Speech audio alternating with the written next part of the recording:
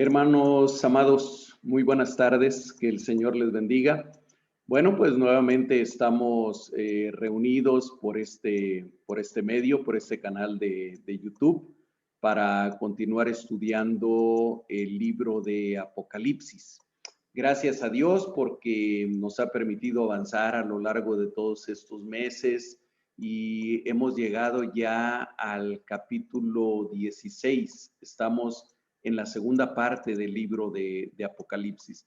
Yo espero, y esta es mi oración, que a lo largo de todos estos estudios, ustedes, los que hayan seguido esta serie de estudios, hayan cambiado ya a estas alturas su perspectiva, su idea de lo que es el Apocalipsis. Yo espero, por lo menos, que ustedes ya no tengan una interpretación bestiocéntrica del Apocalipsis, sino que tengan un entendimiento cristocéntrico de este precioso libro.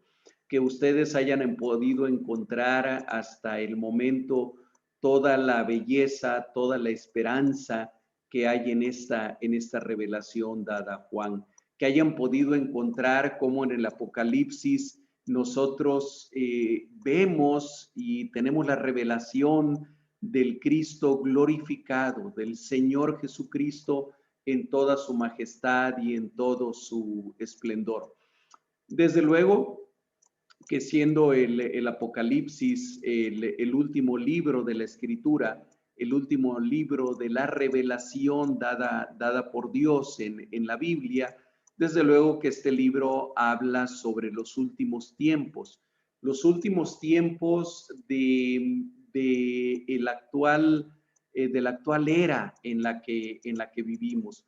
Los últimos tiempos que, lejos de sonarnos de una manera aterradora o de una manera fatalista, debería de llenarnos de esperanza, porque se trata de los últimos tiempos en los cuales el mal todavía permanece, los últimos tiempos en los cuales el mal está presente, el pecado está presente, el dolor, la muerte están presentes.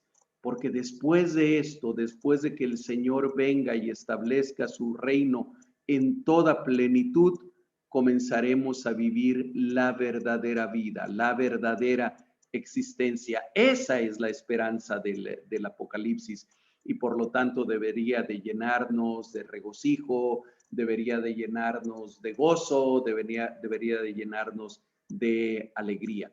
Es mi oración que a esas alturas de este estudio ustedes tengan esta nueva perspectiva de esta hermosa carta, de este hermoso libro. Hoy vamos a estudiar el capítulo 16, pero antes de comenzar vamos a poner este tiempo en las manos de Dios. Inclinen sus rostros, por favor, y oremos. Padre amado, gracias nuevamente por tu palabra. Gracias por la revelación que tú nos has dejado en ella. Gracias Dios porque a través de esta palabra tuya tú nos hablas, tú nos enseñas, nos redarguyes, nos instruyes, nos exhortas. Gracias Dios por el alimento espiritual que tú nos das en él. Hoy te rogamos, Padre, que tú nos ayudes a entender este capítulo, el capítulo 16 de Apocalipsis, que tu palabra revelada aquí sea clara para nosotros, que tu palabra revelada aquí, Señor, nos llene de esperanza, nos llene de entusiasmo y nos llene de expectativa en lo que tú tienes para tu pueblo de aquí en adelante. Gracias, bendito Dios. Ponemos este tiempo en tus manos preciosas. Lo hacemos en el nombre de Jesucristo, nuestro Señor y Salvador. Amén. Amén.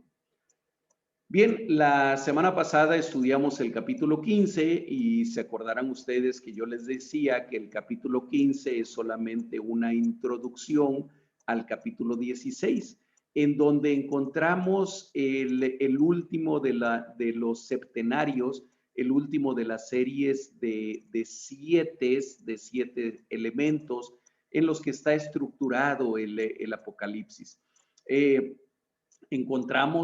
Comenzamos el libro de Apocalipsis con un primer septenario que están en los capítulos 2 y 3 de las 7 cartas a las 7 iglesias del Asia Menor. Después continuamos un poco más adelante, por ahí del capítulo 5, con un rollo que es entregado al cordero que fue inmolado, porque solamente él es digno de abrir ese rollo que está sellado con 7 sellos. Es otro septenario. Posteriormente encontramos por ahí del capítulo 8 que Juan ve cómo le son entregadas a 7 ángeles 7 trompetas que cada uno de los ángeles van tocando de una manera sucesiva. Y finalmente aquí en el capítulo 15 y capítulo 16 que veremos hoy, encontramos ahora las 7 copas que también le son entregadas a 7 ángeles. Yo les explicaba que finalmente esto, sobre todo estos últimos 3 septenarios, 7 sellos, 7 trompetas y 7 copas, hablan prácticamente del mismo suceso, del mismo acontecimiento del fin de los tiempos. Entendiendo el fin de los tiempos, van a decir ustedes que lo he repetido un montón de veces, pero no importa, dijera el apóstol Pablo en su carta a los filipenses, para mí no es gravoso repetirles las mismas cosas y para ustedes es seguro. Así que una vez más, insistiendo en que los últimos tiempos es ese periodo de tiempo, ese kairos que va del nacimiento del Señor Jesucristo a la segunda venida del Señor Jesucristo. Por lo tanto, llevamos por lo menos 2000 años y fracción de que estamos en estos últimos tiempos. Desde luego, igual que ocurre con los dolores de la mujer encinta, de la mujer en trabajo de parto, esto irá creciendo cada vez más, estas cosas se irán intensificando cada vez más hasta llegar al momento final que es conocido como el día grande y terrible del Señor, del cual nos habla principalmente el capítulo 16 de Apocalipsis. Pero 7 sellos, 7 trompetas, 7 copas de la ira están narrando de diferentes maneras y con diferentes perspectivas el mismo suceso o los mismos sucesos.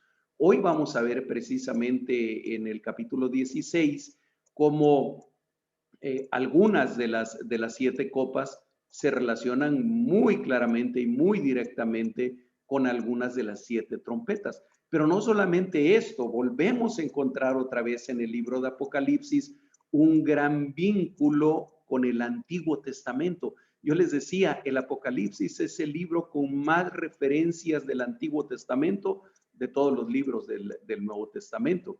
Es el libro que tiene más referencias a los profetas, es el libro que tiene más referencias al Pentateuco y particularmente el capítulo 16 que estamos estudiando hoy tiene mucha relación con el Éxodo y particularmente con las 10 plagas que el Señor Jehová manda sobre el reino de Egipto para que el faraón dejara ir a su pueblo a servirle en el desierto. Así que comencemos con el texto.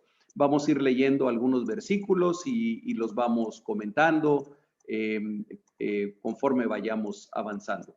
Apocalipsis 16, versículo 1.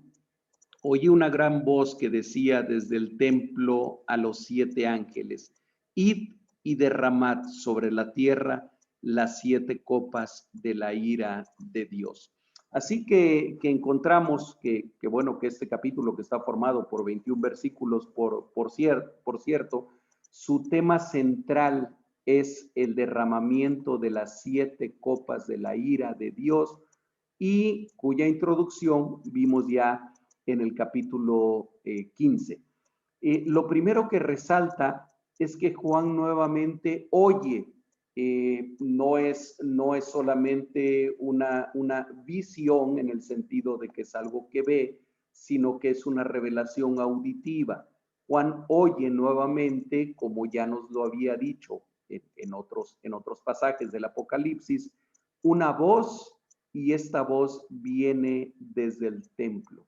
Así que no hay duda de que la voz que Juan está escuchando es la voz del Eterno, quien simbólicamente está en el templo, que era el lugar a donde para los hebreos residía la presencia misma de Dios. Así que no son palabras ociosas las que Juan nos dice cuando dice, oí una gran voz que decía desde el templo, para que no nos quepa duda de quién es el que está hablando. Es el Eterno, es Dios. Dirigiéndose a los 7 ángeles. Estos 7 ángeles da la impresión de que habían sido preparados previamente para este fin y les da una orden. Les dice, id y derramad. Hay 2 imperativos, 2 verbos imperativo aquí. Imperativo y urgente, una encomienda simple pero terrible al mismo tiempo. Derramad sobre la tierra las 7 copas de la ira de Dios, es decir, la plenitud, la totalidad, que es lo que simboliza el número 7, la plenitud, la totalidad de la ira del Todopoderoso. Versículo 2. Fue el primero de estos 7 ángeles, y derramó su copa sobre la tierra, y vino una úlcera maligna y pestilente sobre los hombres que tenían la marca de la bestia y que adoraban su imagen. Yo espero que ustedes tengan su Biblia abierta y que ustedes me vayan siguiendo en esta lectura. Yo estoy leyendo Reina Valera 1960. Puede ser que ustedes tengan otra versión a la mano, lo cual está bien, y que a lo mejor varíen un poquito las palabras o las expresiones. Entonces, no hay un preámbulo entre el versículo 1 y el versículo 2. De inmediato comienza el primer ángel.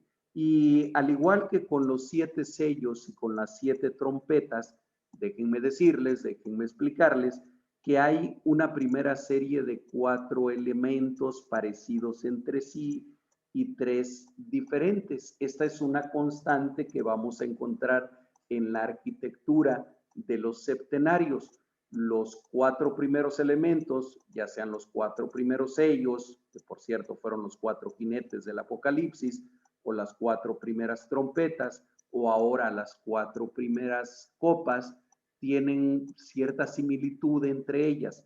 El otro grupo de 3 suele ser diferente.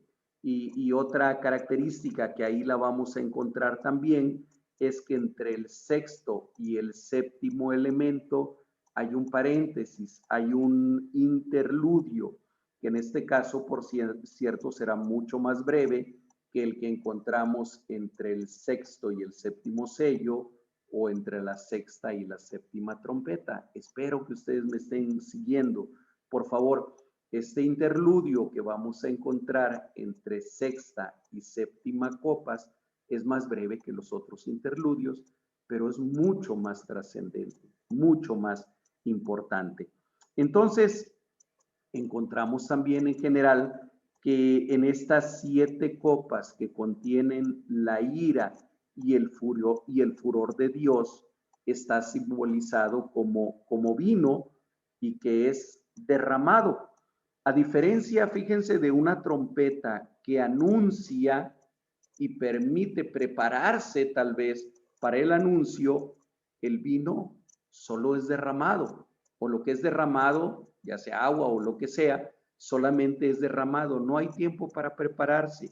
Es quizá esta la principal intención literaria que se desea transmitir. El tiempo para prepararse ha terminado.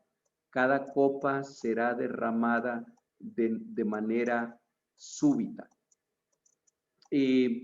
Estas, ya les decía yo hace un momento, que estas 7 copas están intencionalmente relacionadas con algunas de las 10 plagas de Egipto, pero con una gran diferencia.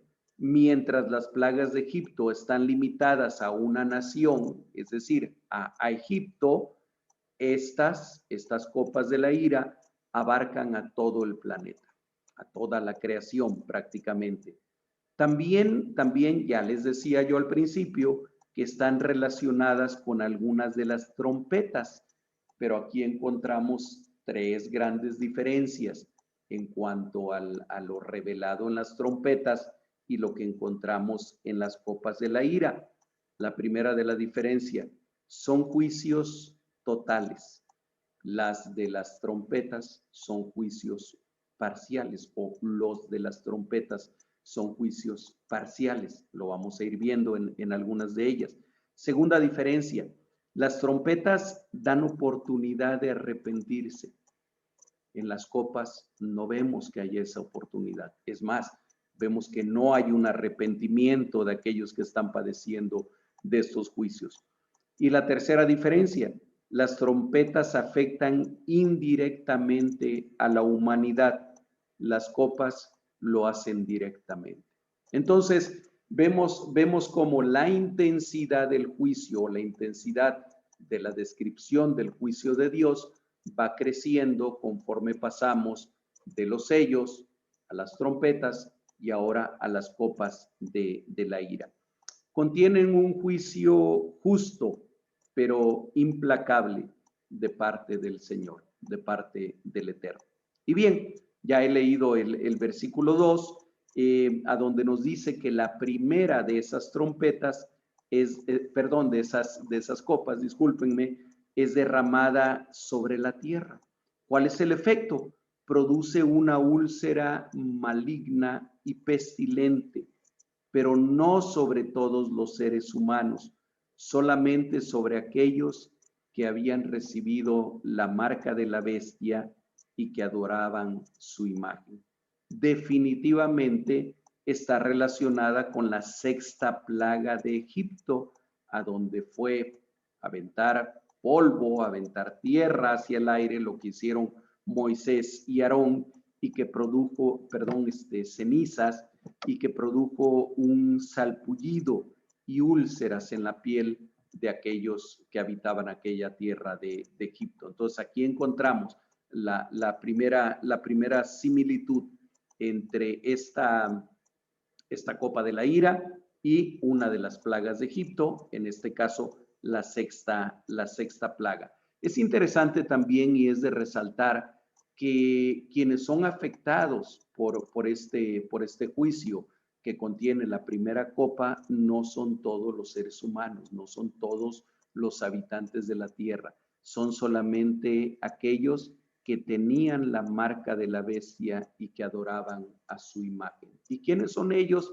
Son los seguidores de Satanás, son aquellos que no han querido y que no han recibido el sello del Espíritu Santo, pero que sí han querido gustosamente recibir el sello del sistema de maldad, del sistema de impiedad que gobierna nuestro mundo y que lo ha gobernado a lo largo de todos estos siglos, a lo largo por lo menos de los 2 últimos milenios, muy claramente. Aquellos que recibieron la marca de la bestia y que además adoraban a la imagen de ese sistema. Ellos son los que recibieron esta primera copa.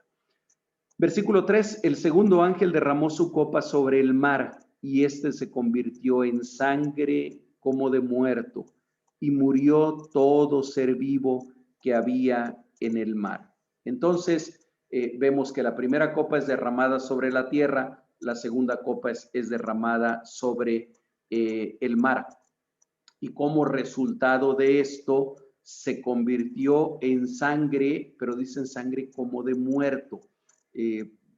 Sin lugar a dudas, esto le imprime más dramatismo, esto le imprime mayor impacto a esta visión que Juan está viendo. Y como consecuencia de esto, murió todo ser vivo en el mar. Aquí encontramos otra vez un paralelo con el sonar de la segunda trompeta que está descrita en Apocalipsis 8 del 8 al 9. Podemos ir rápidamente a esa referencia para recordar lo que es el sonar de la segunda trompeta. El segundo ángel, Apocalipsis 8, versículo 8. El segundo ángel tocó la trompeta y como una gran montaña ardiendo en fuego, pues fue precipitada en el mar y la tercera parte del mar se convirtió en sangre y murió la tercera parte de los seres vivientes que estaban en el mar y la tercera parte de las naves fue destruida. Seguramente que ustedes ya vieron la diferencia. Aquí fue la tercera parte, acá es todo. Todo ser viviente murió. Dice, se convirtió en sangre como de muerto y murió todo ser vivo que había en el mar. También, desde luego, es similar a la primera plaga de Egipto, con la evidente diferencia de la extensión territorial. Ustedes recordarán que la primera plaga que Dios envió fue cuando Moisés tocó con su vara el río Nilo, y las aguas del Nilo y todas las aguas en Egipto se convirtieron en sangre. Versículo 4. El tercer ángel derramó su copa sobre los ríos y sobre las fuentes de las aguas, y se convirtieron en sangre.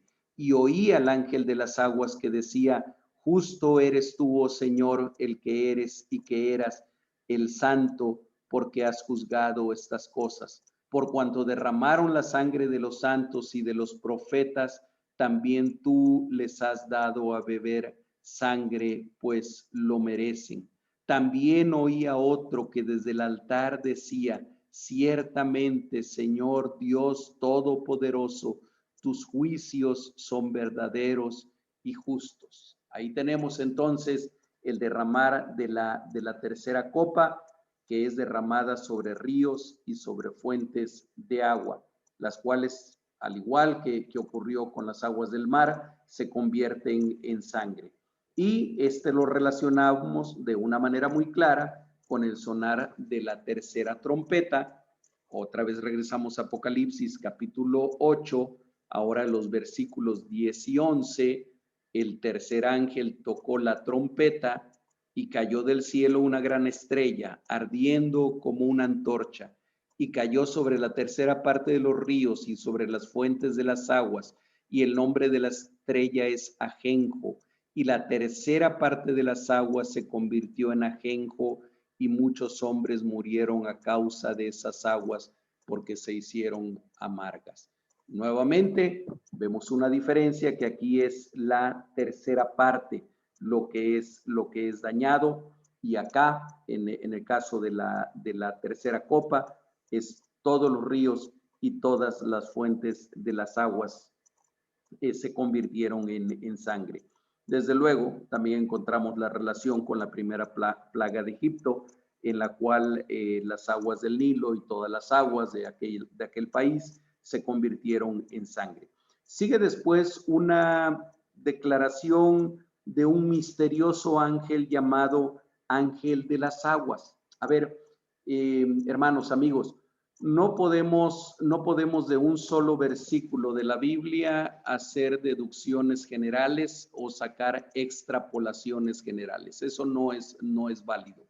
El que aquí se mencione el ángel de las aguas no quiere decir que hay un ángel como si fueran hadas madrinas de todas las cosas en la naturaleza. Y lo digo porque a veces así se entiende, ¿verdad? Y que entonces hay un ángel de las flores, y hay un ángel de los árboles, y hay un ángel de las montañas, y hay un ángel del bosque, y hay un ángel de todo lo que existe. Eso es mezclar, es un sincretismo a donde se mezcla el paganismo, a donde se mezcla el panteísmo con la enseñanza bíblica, y no es válida. Aquí nos habla un ángel de las aguas, probablemente refiriéndose al ángel al cual se le dio la misión de derramar la copa de ira de Dios sobre las aguas, sobre los ríos y sobre las fuentes de las aguas.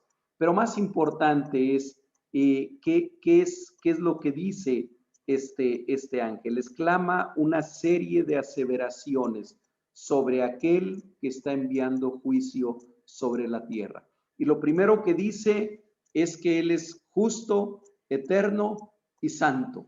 Eso es verdaderamente importante. Eso es la primera aseveración que da sobre Él, dirigiéndose a Dios.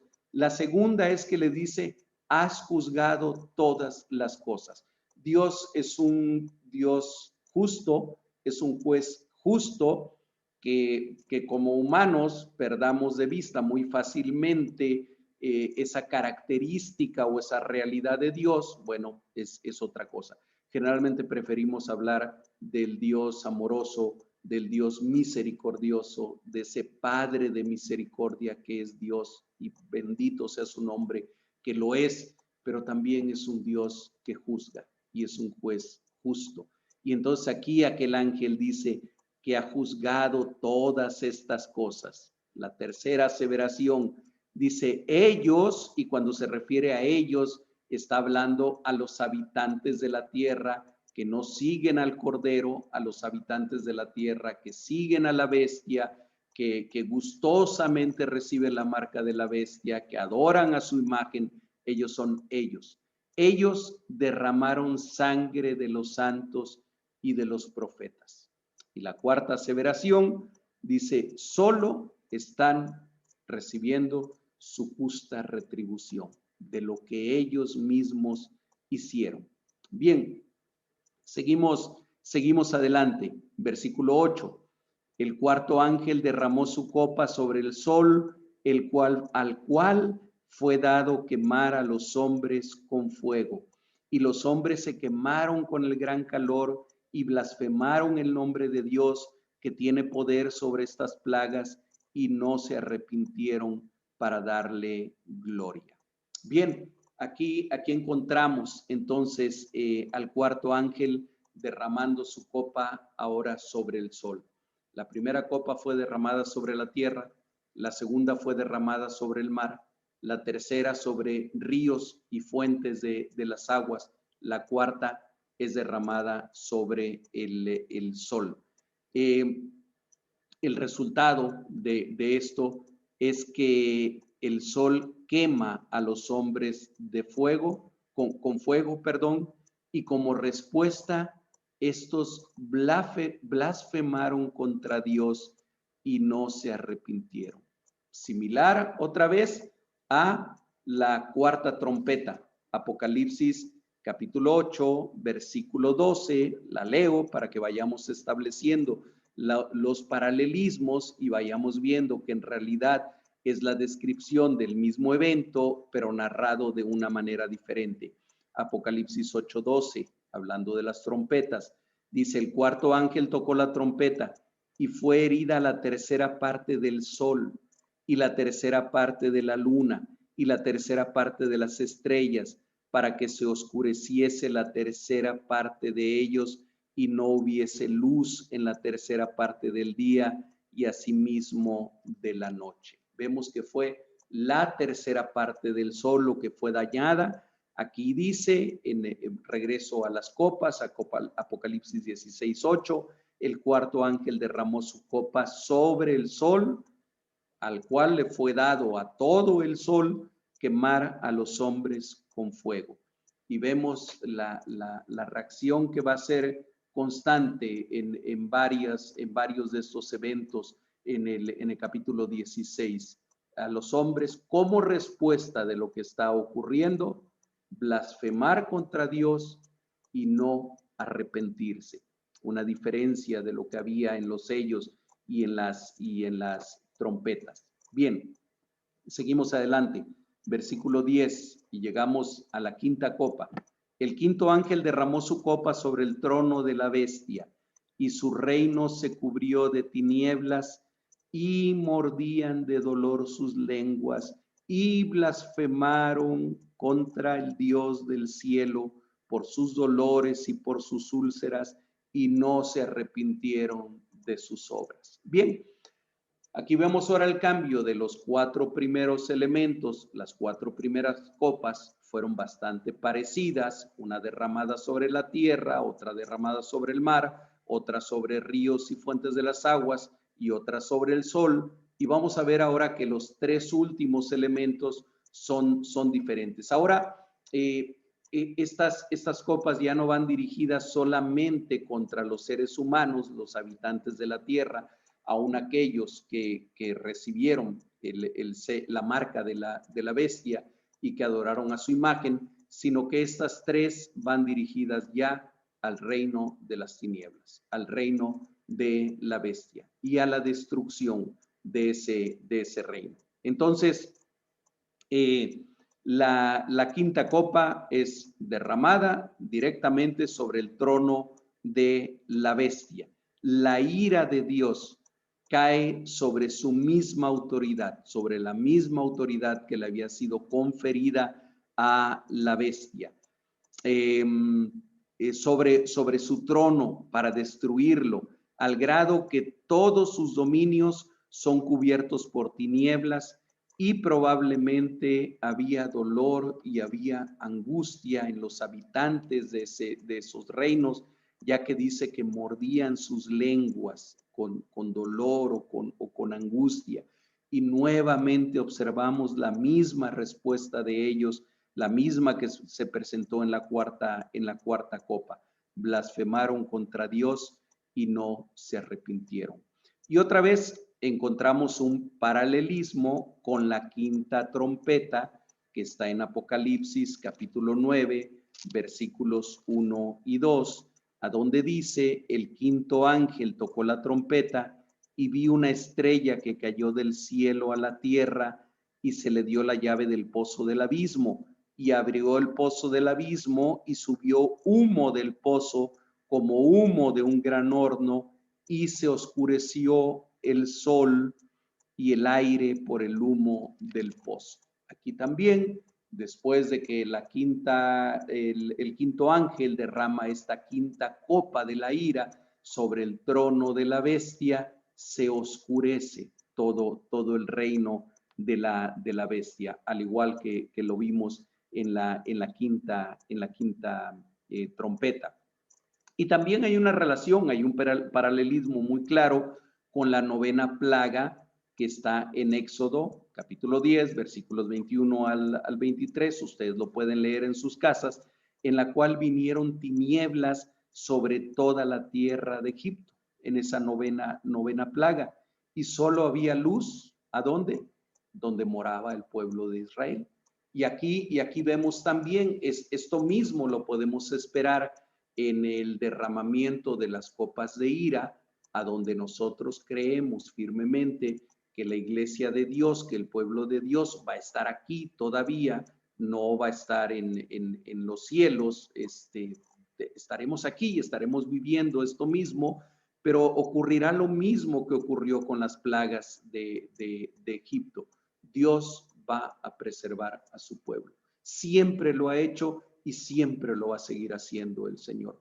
Como lo vimos en el capítulo 12, cuando aquella mujer que representa a la iglesia es llevada con alas de águila hasta el desierto, hacia un lugar seguro, a donde es resguardada, donde es preservada y alimentada durante 1260 días, es decir, durante todo este tiempo de espera entre la primera venida del Señor Jesucristo y su segunda venida. Al igual que aquella mujer fue preservada, al igual que cuando el dragón la persiguió y persiguió a su descendencia y arrojó un río para que la arrastrara, y la misma tierra la ayudó abriendo su boca y tragando toda el agua. De la misma manera, el pueblo de Dios, el remanente del Señor, seguirá siendo preservado de todos estos juicios. Pero vemos esta similitud con la novena plaga en Egipto.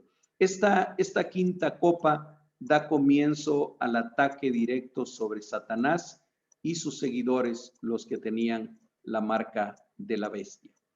Versículo 12. Llegamos a la sexta copa. El sexto ángel derramó su copa sobre el gran río Éufrates, y el agua de éste se secó, para que estuviese preparado el camino a los reyes del oriente. Fíjense que el único efecto aparente de esta sexta copa es que las aguas del río Éufrates se secaron. Pero esto da inicio a otra serie de acontecimientos que tienen como finalidad preparar el camino para los reyes de Oriente.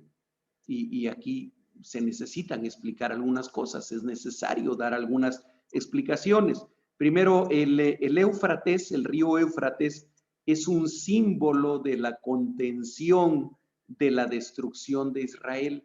Es un límite de la tierra prometida, la cual ha sido dada al pueblo de Israel, pero de una manera, ese es una barrera física, real, geográfica, que hasta la fecha ahí está, pero simbólicamente es como la barrera de contención de los reyes y de los reinos que están del otro lado, al oriente, al este del Éufrates, y de los cuales finalmente vendría destrucción sobre la nación de Israel. Al oriente estaban los reinos de Asiria, Babilonia y Persia. Tres reinos que aún en diferentes épocas y en diferentes momentos, pero que destruirían a la nación de Israel. Los tres se enseñorearon de Israel y entonces hay un simbolismo claro aquí, cuando al derramarse la sexta copa, las aguas del río Éufrates se secan, y todavía nos dice para qué se secaron, para preparar el paso, para preparar el camino de los reyes de Oriente. Nos está diciendo que la barrera que ha contenido la destrucción de la nación de Dios, del pueblo de Dios, es ahora quitada. El río Éufrates se seca y deja el camino abierto al destructor. Esto vincula también a la sexta copa con la sexta trompeta.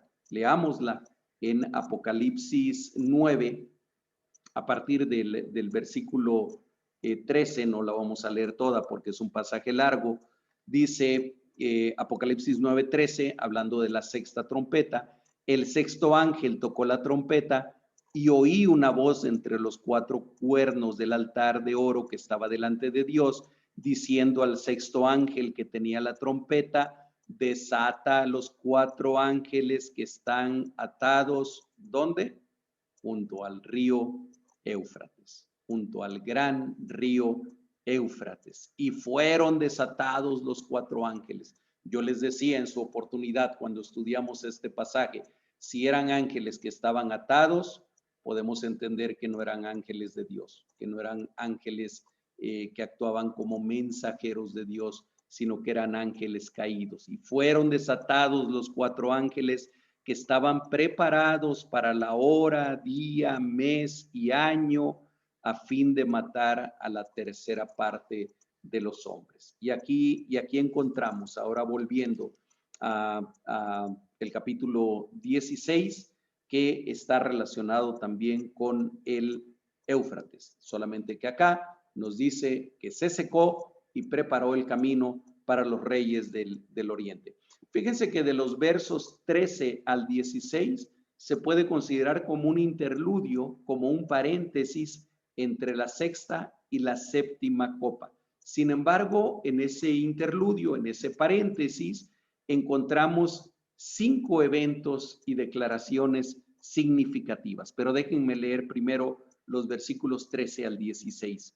Y vi salir de la boca del dragón y de la boca de la bestia y de la boca del falso profeta 3 espíritus inmundos a manera de ranas, pues son espíritus de demonios que hacen señales y van a los reyes de la tierra en todo el mundo para reunirnos a la batalla de aquel gran día del Dios Todopoderoso. He aquí, yo vengo como ladrón, bienaventurado el que vela y guarda sus ropas para que no ande desnudo y vean su vergüenza.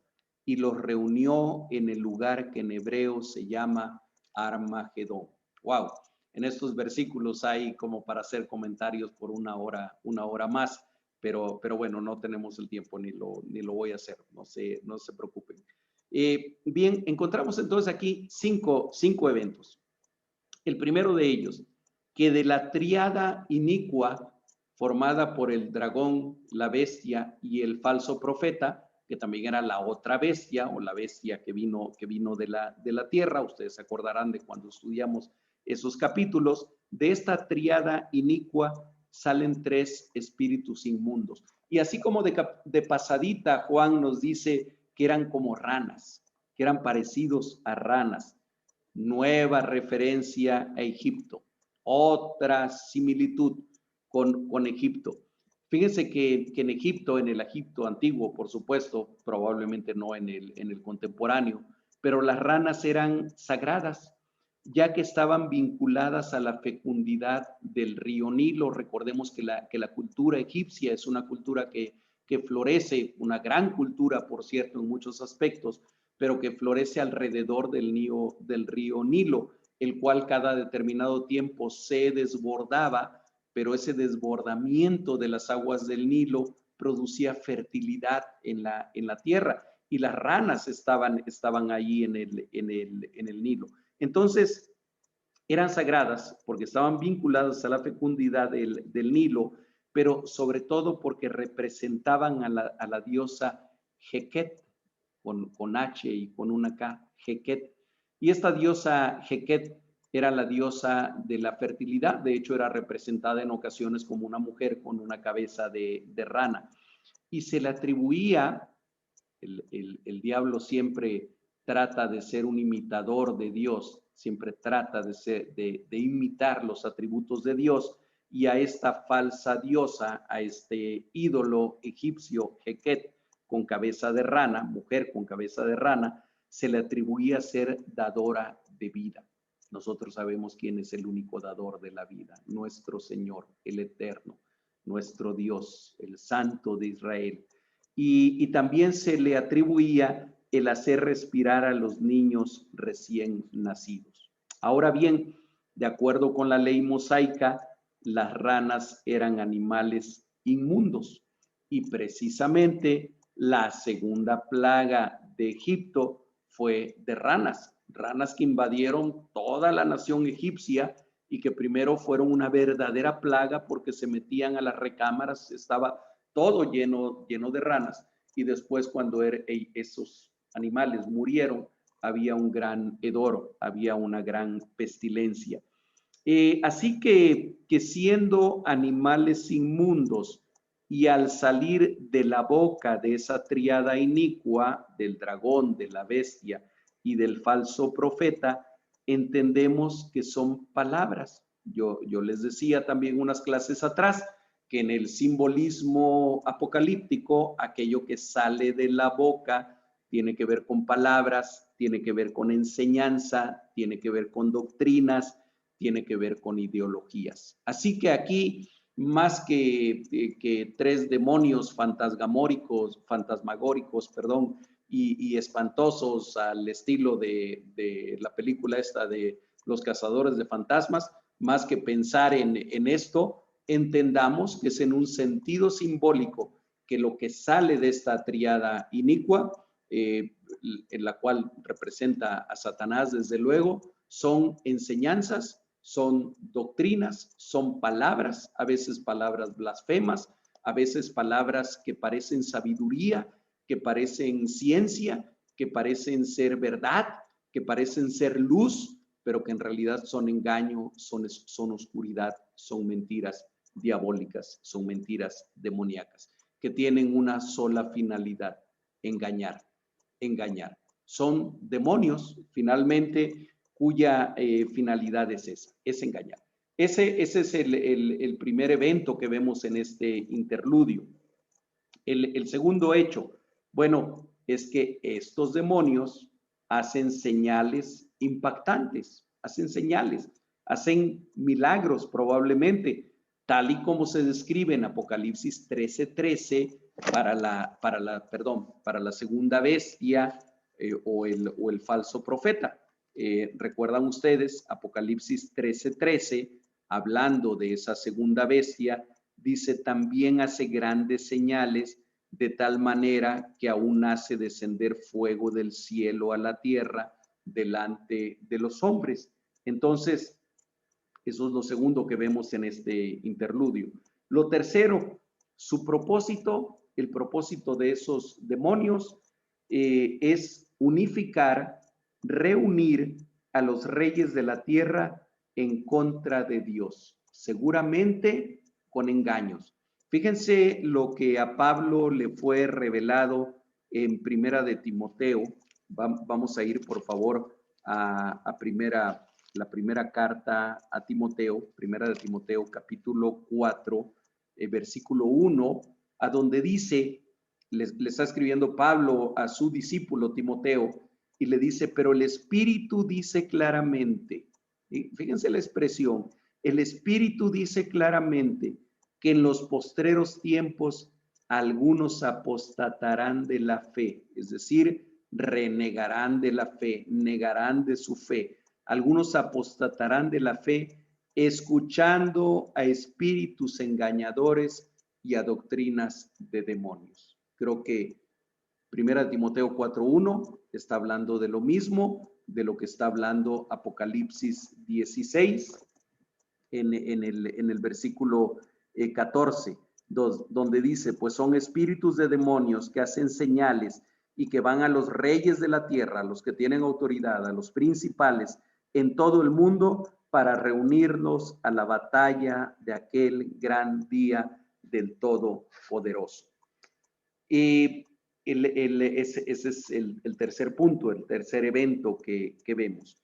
El cuarto rompe con los otros porque es el Señor Jesucristo interviniendo y lo veo como esa última intervención que el Señor hace, como esa última exhortación que el Señor Jesucristo hace a su pueblo y les dice, les dice en el versículo 15, he aquí yo vengo como ladrón, bienaventurado el que vela y guarda sus ropas para que no ande desnudo y vean su vergüenza. Jesús interviene en este momento y recuerda su venida súbita como ladrón en la noche, como lo dice en Primera de Tesalonicenses capítulo 5 versículo 2, a donde la palabra dice, porque vosotros sabéis perfectamente que el día del Señor vendrá, así como ladrón en la noche. El Señor Jesucristo decía, si el padre de familia supiera a qué hora vendría el ladrón, se prepararía y no dejaría robar su casa, no dejaría minar sus bienes. Sin embargo, porque ustedes no saben a qué hora he de venir, decía el Señor, velen, estén despiertos, estén atentos, porque la venida del Hijo del Hombre será como ladrón en la noche, es decir, sin previo aviso. Y también encontramos relacionado con esto, a donde se exhorta al pueblo de Dios a velar y guardar sus ropas. También encontramos lo que dice en 2 de Corintios 5, versículos 2 y 3, y por esto también gemimos, deseando ser revestidos de aquella nuestra habitación celestial, pues así seremos hallados vestidos y no desnudos.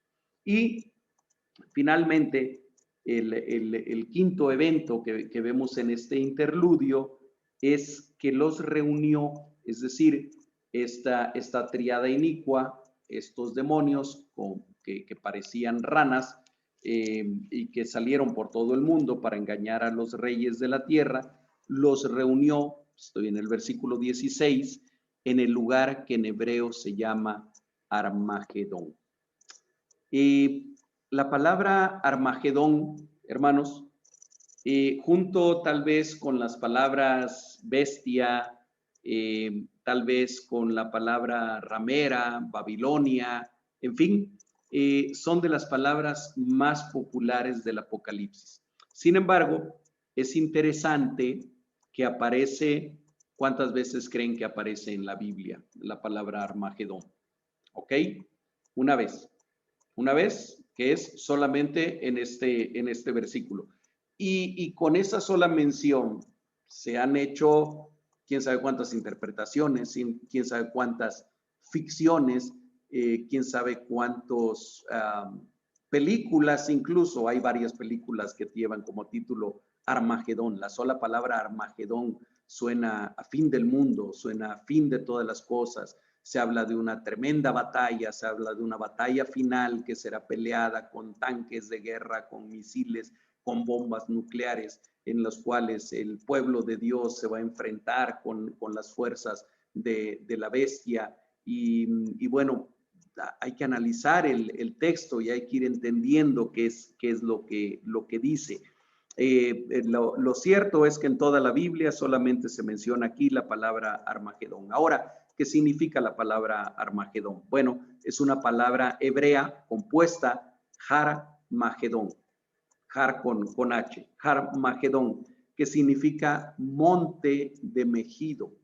La palabra Megido o el lugar Megido, eso sí lo encontramos varias veces en la Biblia, pero monte de Megido, Armagedón o Harmagedón, solamente aquí. Fíjense que Megido es un valle, es parte de un valle, del valle de Jezreel. Ahí hubo una gran ciudad en Megido, en la antigüedad. Actualmente, por cierto, es una pequeña comunidad con unos cuantos cientos de habitantes. Pero en ese lugar, de acuerdo con lo que está en Segundo de Reyes, en el segundo libro de Reyes, capítulo 23, versículos 29 al 30, ahí en ese lugar, en el valle de Megido, el faraón Necao dio muerte en batalla al rey Josías. Y bueno, fue algo trágico lo que ocurrió ahí. Lo interesante es que en Megido, ni en todo el valle de Jezreel, no hay ningún monte. Es un lugar plano.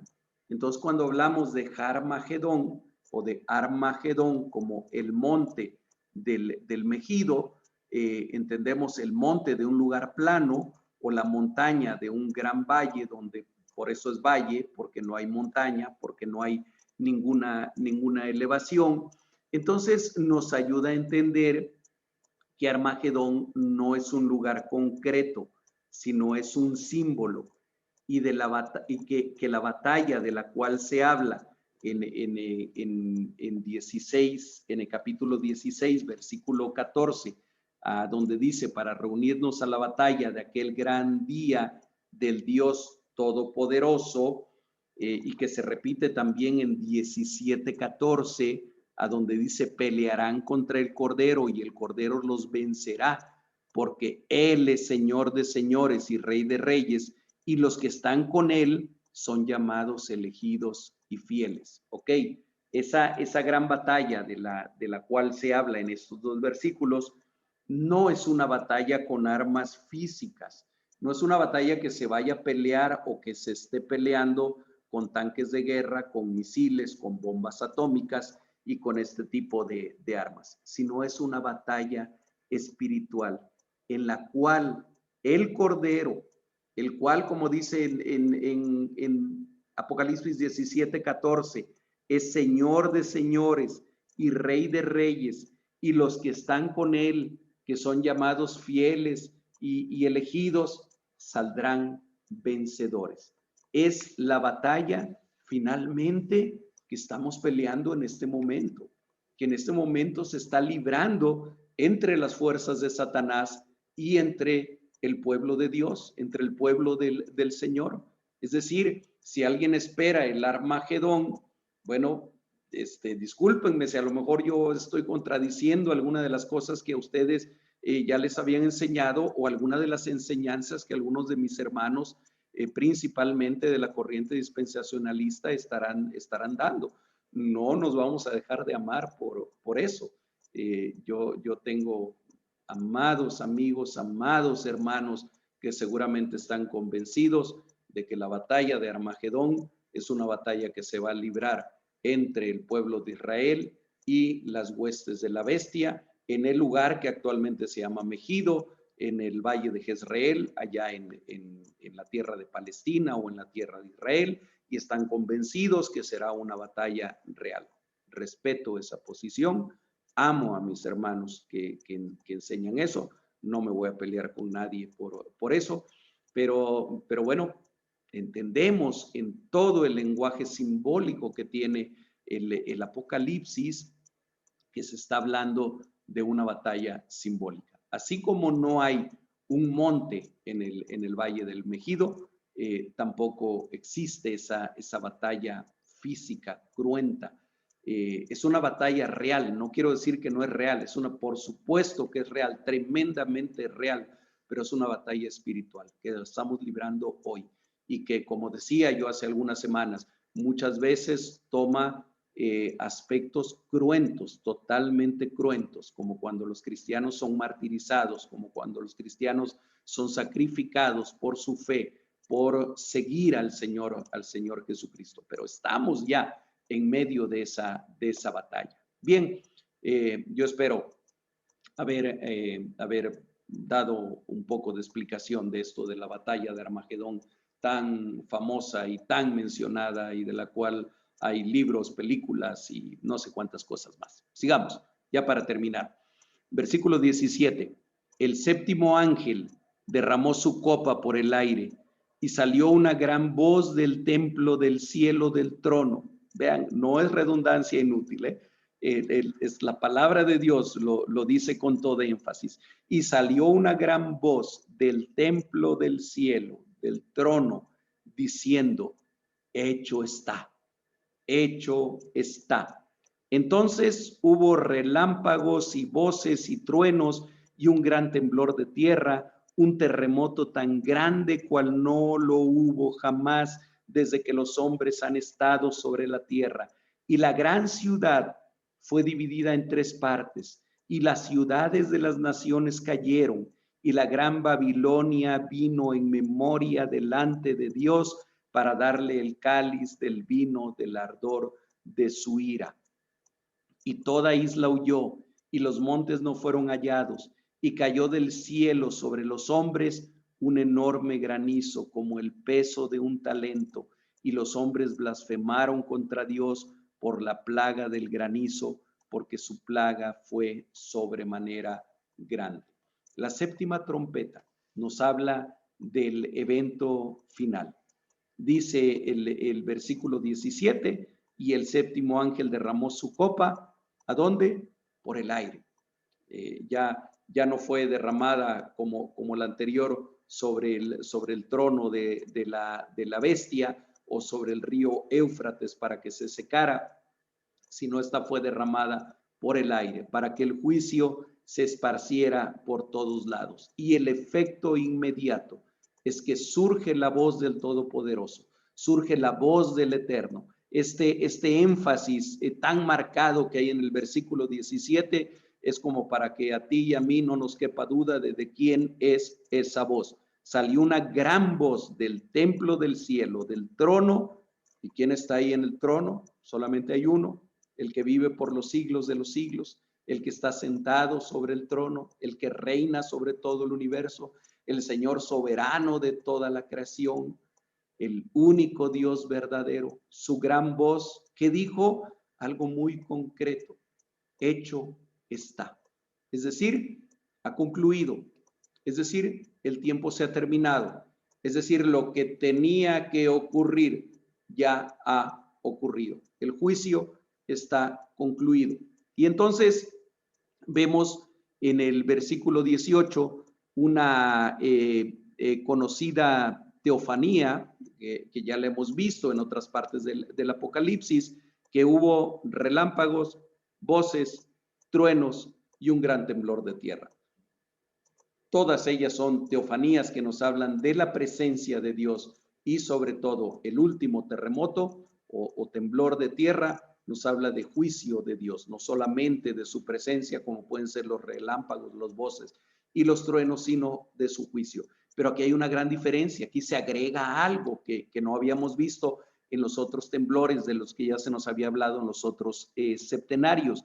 Dice que un terremoto tan grande cual no lo hubo jamás desde que los hombres han estado sobre la tierra. ¿Y qué ocurrió como consecuencia de ese terremoto? Le hace juicio de Dios. La gran ciudad fue dividida en tres partes. ¿Cuál gran ciudad? ¿Estará hablando de Nueva York? ¿Estará hablando de París, de la Ciudad de México? ¿O a qué gran ciudad se refiere? Otra vez es un símbolo. Sabemos que se refiere a Babilonia, pero no Babilonia, las ruinas que están ahí en lo que hoy es Irak, que lo único que quedan son ruinas, no hay ninguna ciudad actualmente ahí en Babilonia. No es específicamente la ciudad de Roma tampoco. Ya hemos mencionado, y en el capítulo 17, por ejemplo, por cierto, vamos a hablar más de ello, que Babilonia es un símbolo del sistema antirreino, del sistema inicuo, del sistema impío, del sistema que está reinando actualmente. ¿Y cuál es entonces la gran ciudad de Babilonia? Todo ese reino que abarca los 5 continentes, que abarca todo el mundo. Y por eso dice, la gran ciudad fue dividida en 3 partes, y esto de dividida en 3 partes expresa fue destruida totalmente, se partió completamente, se destruyó, y también las ciudades de las naciones cayeron. Y aquí ya la menciona, y la gran Babilonia vino en memoria delante de Dios para darle su pago, es decir, el cáliz del vino del ardor de su ira. Otra vez, un sobreénfasis muy común en el lenguaje hebreo, sobre todo. No olvidemos que Juan, quien escribe este libro, no deja de ser hebreo, y su estilo, aunque en griego, aunque muy griego, no deja el estilo hebraico, de este énfasis, de esta repetición que a veces a nosotros en nuestra cultura occidental y en nuestro idioma castellano nos puede sonar a repeticiones innecesarias. Bueno, en el hebreo es bastante importante y bastante necesario. Entonces, a lo mejor nosotros como latinos o los sajones, que son todavía más parcos que nosotros, hubiéramos puesto para darle su pago a la gran Babilonia. Sin embargo, aquí en esta expresión tan hebrea, dice, para darle el cáliz del vino del ardor de su ira, para que no nos quede duda. Y vemos que ocurren eventos importantes, eventos sumamente notorios. Toda isla huyó y los montes no fueron hallados. Tal parece que toda isla y todo monte desaparece. Y esto me recuerda cielos nuevos y tierra nueva. Esto me recuerda que el Señor viene con una nueva creación de todas las cosas. Y aquí estamos en esta descripción, estamos en la descripción del día grande y terrible de Jehová, del cual nos hablan los profetas, tanto en los grandes profetas como en los profetas menores. Y finalmente cayó del cielo sobre los hombres, yo creo que solamente como para reafirmar cuál va a ser de todas maneras la reacción de los hombres, un enorme granizo como el peso de un talento. Cuando hablamos de talento como medida de peso, que es una medida de la antigüedad, ya no la usamos, pero es impresionante porque equivale en algunos casos, en algunas medidas, a 34 kilos, en otros a 40 kilos. Yo no puedo ni imaginarme cómo puede ser un granizo de 34 kilos. Debe ser como una roca de hielo enorme, y una lluvia de esas rocas de hielo, de granizo, debe de haber sido devastador. ¿Y qué pasó con los hombres que todavía sobrevivían a todo esto? Blasfemaron contra Dios por la plaga del granizo, porque su plaga fue sobremanera grande. Hermanos, aquí terminamos el capítulo 16. Yo espero que haya sido ilustrador para ustedes. Como he dicho anteriormente, no es muy agradable el predicar sobre todo, o el enseñar aún sobre estos temas, porque da la impresión de que estuviéramos hablando de juicio y juicio y juicio y calamidades y calamidades. Bueno, no olvidemos que aún en los juicios de Dios está revelado su amor, el amor profundo de Dios, aún en estos juicios. Y que esos juicios vendrán, algunos de ellos tal vez ya están en camino, algunos de ellos ya están probablemente en evolución, ya dándose, y que esto solamente nos recuerda una cosa: el Señor Jesucristo viene y viene pronto. Estemos despiertos, estemos velando, como fue esta última exhortación en el interludio. Estemos despiertos, recordemos que el Señor viene como ladrón en la noche, estemos vestidos revestidos de Jesucristo, con esas vestiduras blancas que solamente Él puede poner en nosotros, y estemos diciendo como termina el Apocalipsis, con esta frase que termina: sí, ven Señor Jesús. Que el Señor nos ayude, que el Señor nos ilumine y que el Señor los fortalezca, mis hermanos, que los llene de su gozo, que los llene de su alegría, sabiendo que nuestra esperanza es una esperanza firme, es una esperanza viva. Que el Señor los bendiga y, si Dios lo permite, nos veremos la próxima semana. Dios les bendiga.